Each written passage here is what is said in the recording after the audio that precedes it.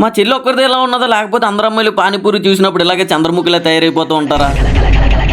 అసలు అది నోరా గోళమో ఏం అర్థం కాలేదు నాకు మా చెల్లికి మధ్య జరిగిన పానీపూరి యుద్ధం ఎలా జరిగింది ఈ వీడియోలో చూసేయండి. మొత్తం 100 పానీపూరీలు తీసుకుని వచ్చాను కదా, చెరుకు ప్లేట్లు 30 సర్దేశం. ఎవరైతే 5 నిమిషాల్లో ఎక్కువ పానీపూరీలు తింటారో వాళ్ళే ఈ ఛాలెంజ్ లో గెలిచినట్టు. పానీ ఒగ్గిన్లోని కర్రీ ఒగ్గిన్లోని వేసుకుని సెటప్ అంతా రెడీ చేసి ఉంచుకున్నాం. ఈ పోటీలో ఎవరైతే ఓడిపోతారో వాళ్ళు గెలిచిన వాళ్ళకి 500 ఇవ్వాలి. ఈజీగా నేనే విన్ అయిపోతాను అనుకున్నాను. టైమర్ స్టార్ట్ అవగానే ఇంకా తొందరగా తినడం మొదలు పెట్టేశాం. అప్పుడే ఫస్ట్ మా చెల్లి చంద్రముఖిలా మారడం చూసాను. ఆ సమయంలో గంగ చంద్రముఖిగా మారడం నేను గమనించాను.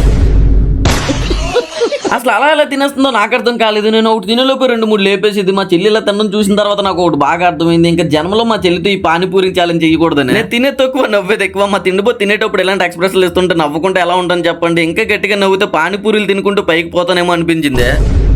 ఎంత కంట్రోల్ చేసుకున్నా నవ్వాగేది కాదు, తినదంతా బయటకు వచ్చేసేది. ఎలా అయితే నా మొత్తానికి మా తిండిపోతే గెలిచింది. డబ్బులు తీసుకున్న తర్వాత నన్ను మామూలుగా ఆట పట్టించలేదు. ఓడిపోయిన తర్వాత మనం ఏం చేస్తాం చెప్పండి, మనకి డైలాగ్ లేకుండా పోయి దెబ్బకి సైలెంట్ అయిపోయింది. ఇదంతా మన ఛానల్లో ఫుల్ వీడియో అప్లోడ్ చేశాను, మీరు ఫ్రీగా ఉంటే వెళ్ళి చూసేయండి. సరే మరి నెక్స్ట్ ఏ ఛాలెంజ్ చేస్తే బాగుంటుంది కింద కామెంట్ చేసేయండి. ఉంటాను, టాటా, బాయ్ బాయ్.